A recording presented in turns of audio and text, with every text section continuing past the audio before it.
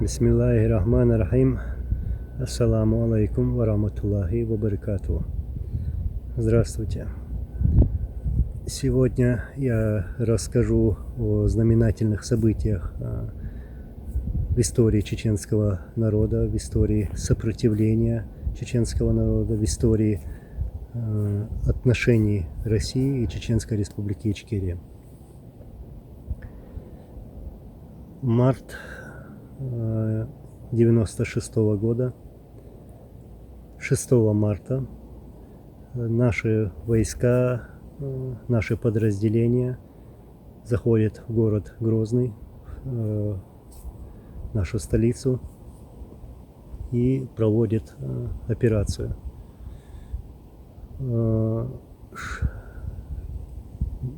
Наши подразделения атакуют блокпосты, комендатуры, и эта операция называется «Возмездие». Но цель операции, этой операции была узнать действия российских войск в случае нападения, в случае, например, штурма города. И эта операция была на самом деле репетицией к более масштабной операции. Потом я расскажу про нее. И чтобы не рисковать, начальник главного штаба вооруженных сил Чеченской Республики Ичкерия решил, организовал эту операцию и решил сначала действовать такими шагами, то есть прощупать врага на их действия. Малочисленные такие группы наших подразделений заходят в город, и, как я говорил, они обстреливают, и сразу через несколько дней они выходят из города без потерь. Российские генералы удивлены, и ничего поделать с этим не смогли. Далее начинаются переговоры между двумя воюющими сторонами, российскими войсками и нашими подразделениями, ихними командованием. И проходят встречи, переговоры, и они длятся достаточно долго, на самом деле. И помню, это было июня 96 года. Мы были в то время в Веденском районе, в селении Махкиты. И там была запланирована встреча нашего руководства и всех наших командиров военных подразделений. На этой встрече присутствовали в то время исполняющий обязанности президента Зелимхан Яндарбиев, начальник главного штаба вооруженных сил Чеченской Республики Ичкерия Аслан Масхадов, другие командиры: Басаев, Гилаев, Ханбиев, и другие. И встреча проходила в селе Махкиты. И представьте себе, внезапно прилетают самолеты и начинают обстреливать, наносить ракетно-бомбовые удары по селам Веденского района. Это Ведено, Элистанжи, Махкиты, Хатуни. И гибнет мирное население. И особо сильный удар они нанесли на село Махкиты. Я помню, был такой случай.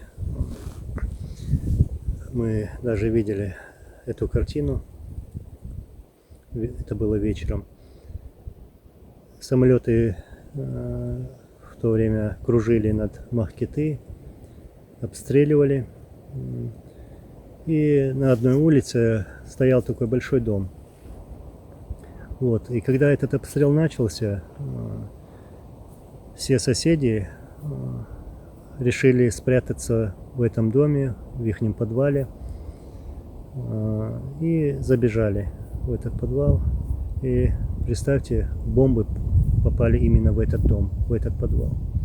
А там было очень много людей. Женщины, старики, дети. Вот. И помню эту картину. Плач, вот, тела, которых вытаскивали из подвала. Вот. Наше командование дает приказ о выходе из Веденского района и отдает приказ о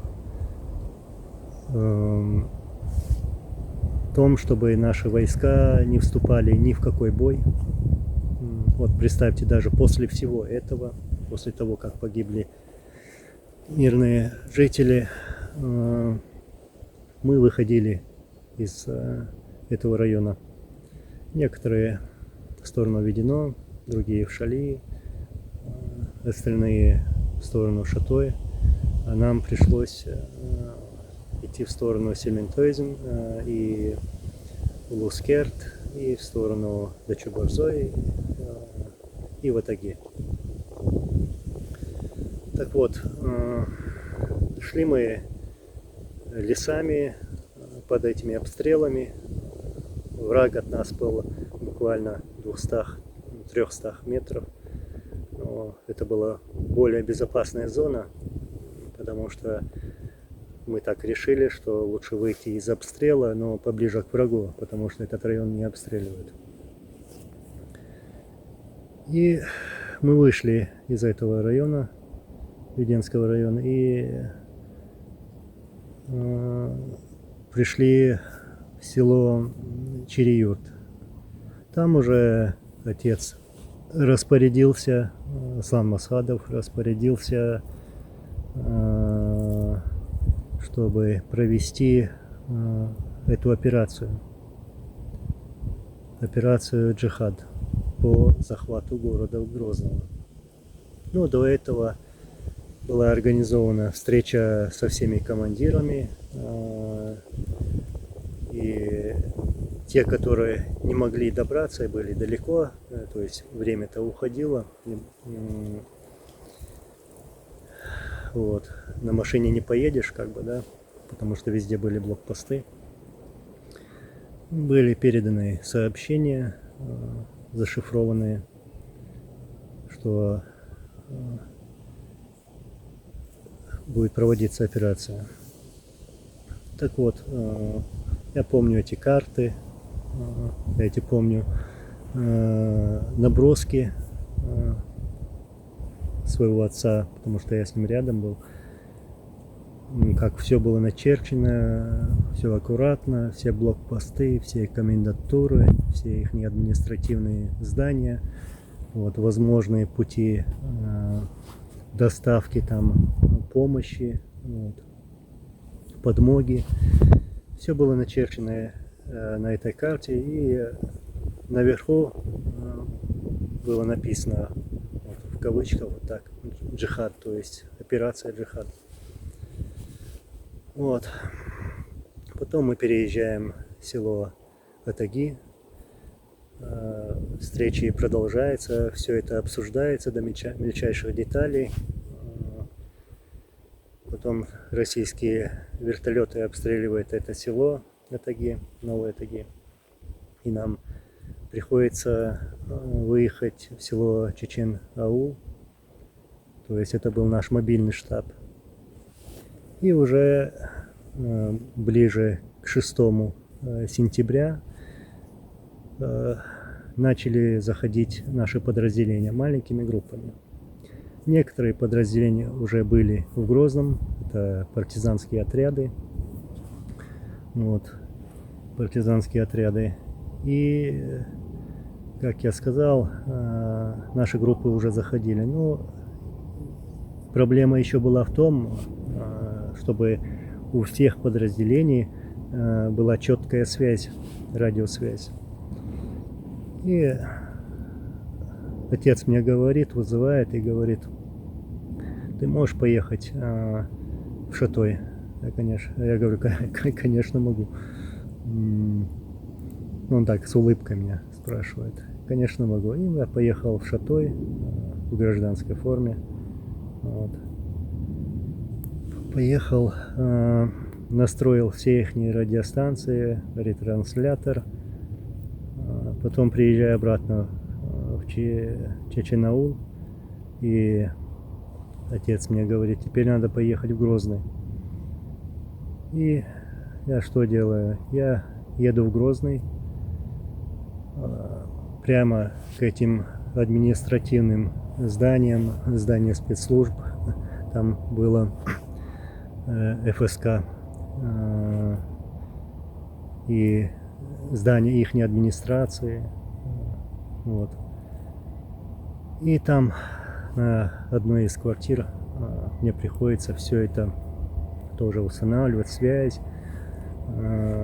И когда я находился в Чечен-Ауле, приносили вот эти рации, я их всех установил на разные частоты, на основные, на резервные и на частоты, были выявлены частоты ихнего командования врага,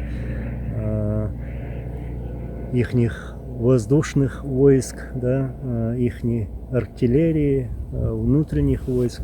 То есть мы эти частоты определили, разблокировали, даже могли выходить с ними на связь, напрямую связь или глушить их.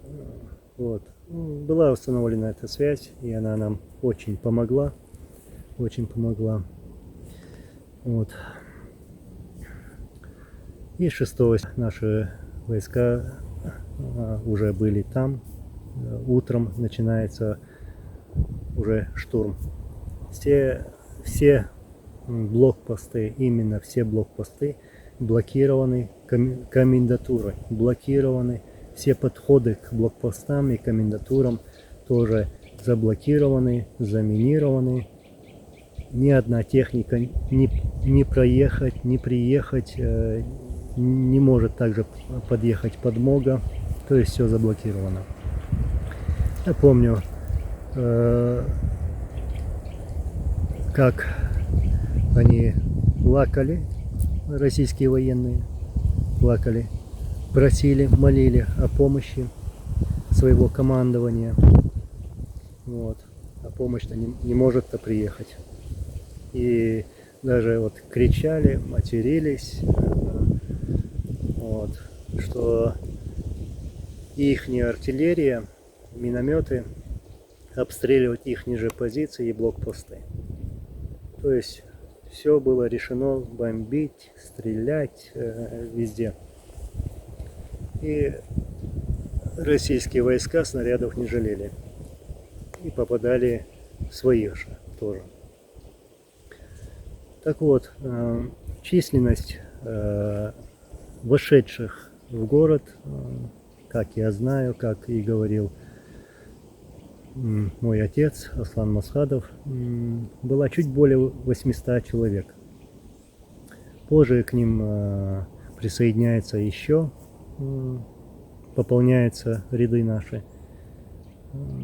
И в Грозном также были у нас и партизанские отряды, маленькие партизанские отряды. Вот это были основные силы, скажем так, 1000 человек, 1000 воинов наших.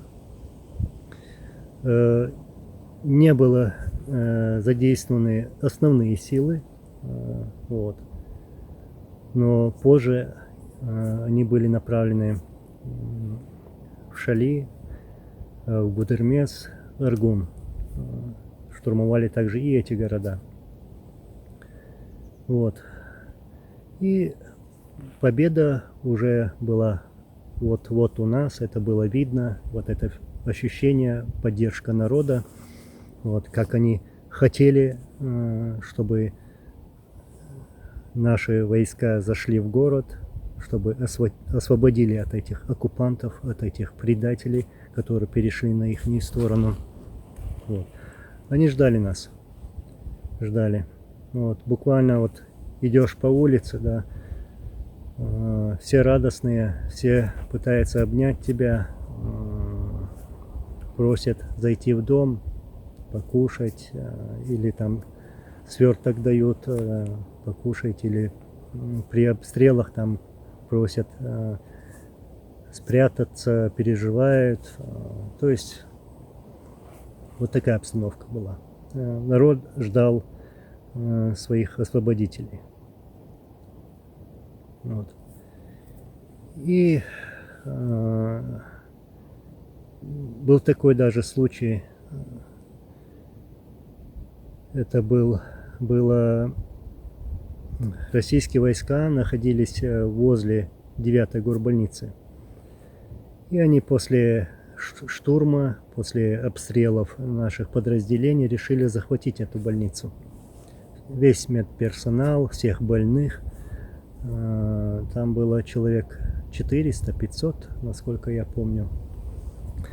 И наши вот находились в таком состоянии, они не могли стрелять, не хотели стрелять по больнице, вот, потому что там находились наши братья и сестры.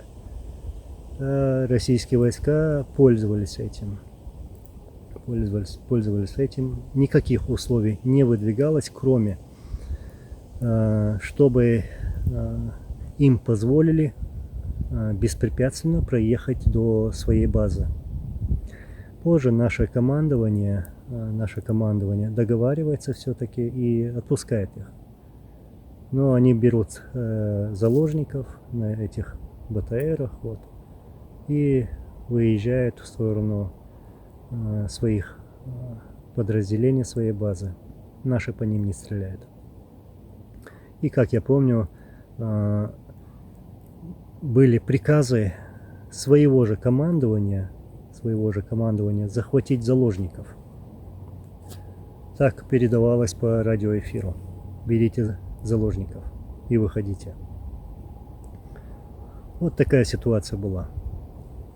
Позже, как все помнят, особенно мирное население, я помню, как они переживали, когда Пуликовский объявил ультиматум, дал 48 часов тем, которые находятся в Грозном, чтобы сложили оружие, вот, чтобы сдались. Такое было условие. Вот. Но, конечно же, люди, наши воины, которые вошли туда, вошли не для того, чтобы сдаваться, а захватить свою столицу, свой город. И захватили в конце. И Пуликовский со своими ультиматумами и шантажами, используя мирное население, остался так, с позором. Далее все помнят эти переговоры, и наши земляки переживали за них. Переговоры между нашей стороной, и в то время приезжал Александр Лебедь, как все помнят. И эти переговоры шли в Новых Атагах. Я тоже присутствовал на этих переговорах. Помню, как они проходили. Это волнение людей, как они ждали этого мира, как они ненавидели оккупантов. Вот. И была вот достигнута договоренность, что будут организованы военные комендатуры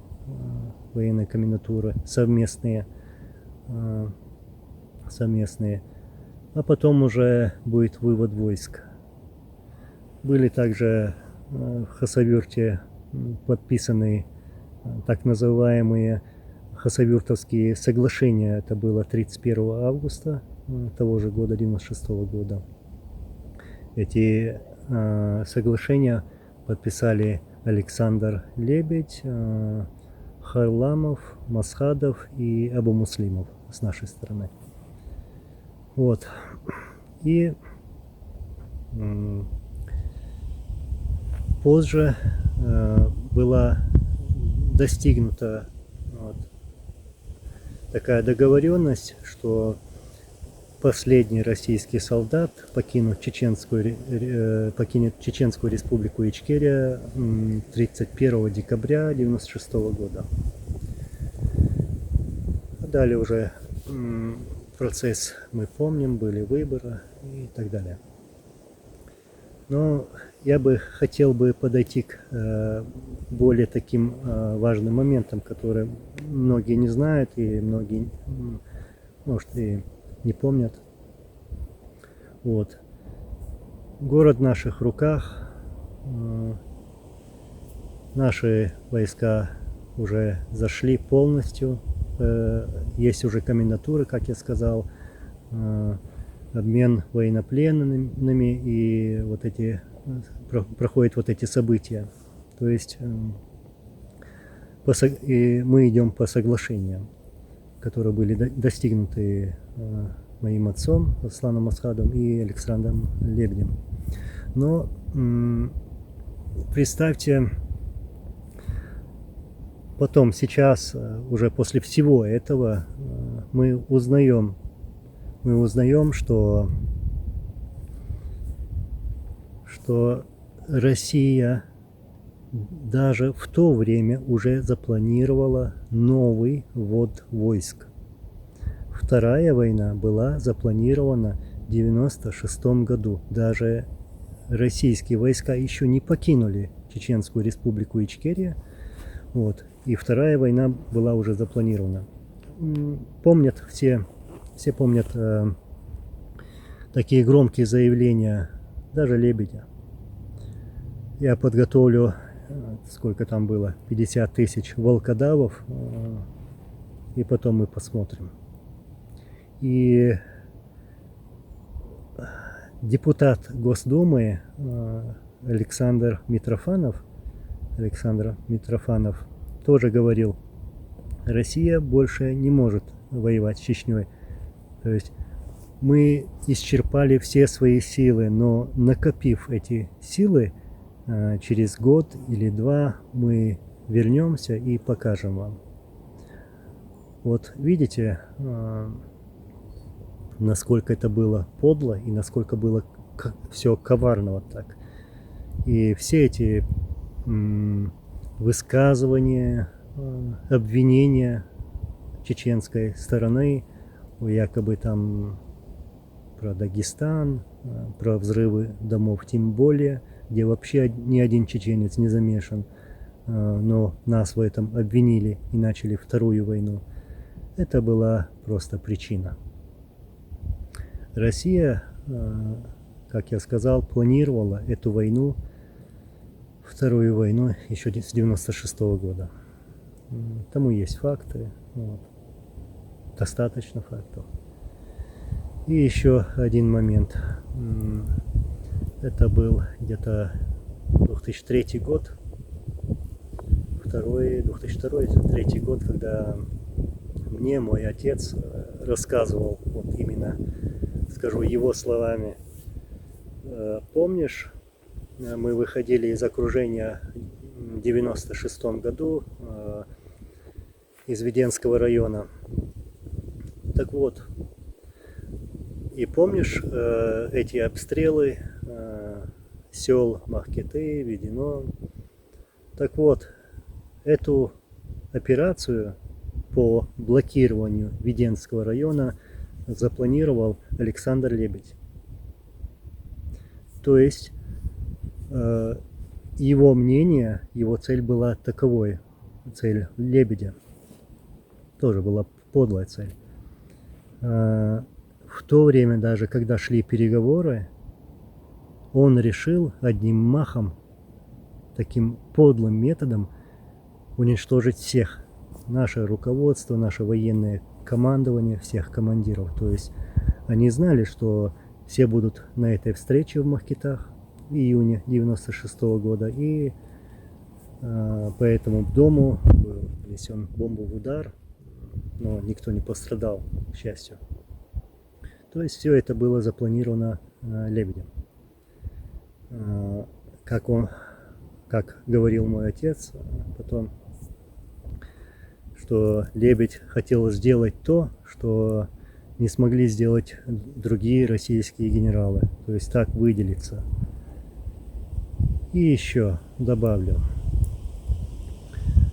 Убили Лебедя. Все знают, что его убил Путин, а убили потому, что он хотел стать президентом России. Видите, вот такая цепочка. Он одним махом хотел убить, закрыть чеченскую как бы проблему, да, их головную боль одним махом. На этом выделиться, взять еще авторитета, да, действительно у него был авторитет в России. Но авторитета такого, что он завершил войну и завершил в пользу России, вот, и стать президентом. Но пришел более хитрый, более подлый и убил Лебедя. Вот. И вернусь к операции «Джихад». Это была блестящая операция. Потерь у нас было, к сожалению, но очень мало, очень мало. Даже для штурмующей стороны было очень мало. И победа была за нами. И скажу, мы победили в то время потому, что мы смогли объединиться. У нас было единство, которого не было никогда. И я еще хочу подчеркнуть, что